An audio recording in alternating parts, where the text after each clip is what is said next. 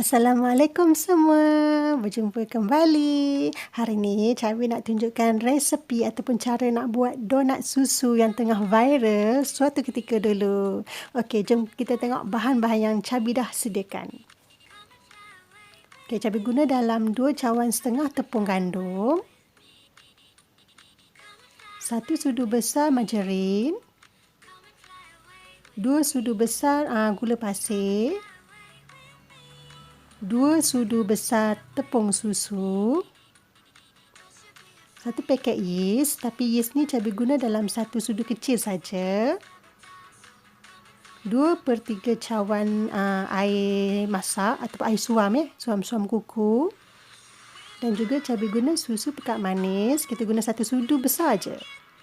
Okey, mula-mula kita masukkan gula. Dan juga air suam kita satukan dan kita masukkan 1 sudu kecil yeast dan kita gaul sehingga sebati, kacau-kacau. Okey, kemudian kita ketepikan dulu yeast kita sehingga kembang dan kita sediakan mangkuk dulu untuk kita siapkan adunan tepung. Masukkan tepung gandum, sedikit garam, susu tepung. Dan kita gaul sehingga sebati dulu.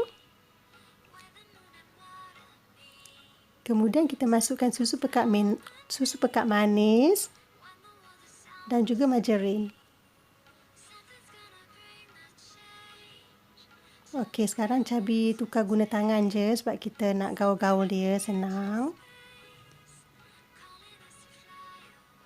Okey, kita akan gaul sehingga jadi sebut roti. Okey, kemudian apabila yeast kita dah kembang, kita masukkan ke dalam adunan tepung kita.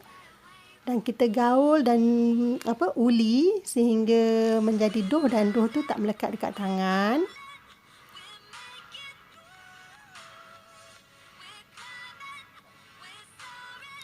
Macam ni bentuk dia. Nampak licin di bekas dan tak melekat di tangan. Okey, sekarang Cabi akan perap sekejap sehingga dough tu mengembang. Okey, apabila dough dah mengembang, kita pukul-pukul dia, kita tumbuk-tumbuk dia sampai dia keluar angin. Dan kemudian kita uli sekali lagi. Uli, kita nak nampak permukaan tu licin je. Okey, macam ni. Dan Cabi terus bentukkan donat tu. Okey, Cabi guna talam dan kita tabur-tabur tepung lah sebab kita nak letak donat atas tu supaya donat tu tak melekat dekat talam tu. Okey, sekarang Cabi akan ambil 1 genggam dan kita akan buat bola-bola dia. Okey, yang ni terpulang pada kawan-kawan, Cabi buat untuk makan sendiri. Jadi Cabi agak-agak aja saiz berbola tepung ni. Kalau kawan-kawan nak buat untuk jualan, seeloknya kita guna penimbang lah. Okey, dan kita akan buat bulat-bulat macam ni. Buat sehingga dough tu habis. Okey, sekarang ni Cabi akan ambil bola tadi tu dan kita tekap-tekap dia dan kita buat lubang di tengah-tengah.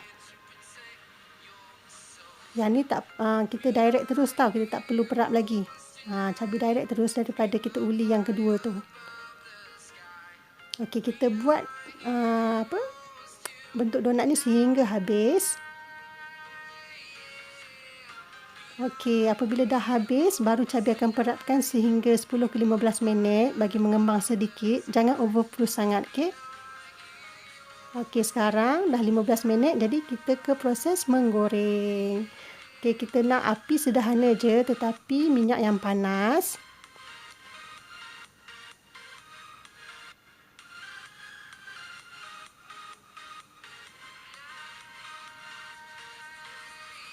Okey, adunan yang Cabi guna ni boleh dapat dalam 9 ke 10 donat tu. Kalau kawan-kawan itu ikut saiz lah. Kalau yang Cabi buat dapat banyak tu. Kalau kita buat saiz besar mungkin dalam 7 ke 8 biji donat lah kita dapat. Okey, tapi Cabi buat ni saiz yang biasa je, saiz kecil-kecil biasa je.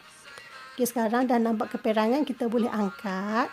Okey, tunggu dulu dough tu sehingga sejuk, betul-betul sejuk, baru kita akan salutkan dengan susu.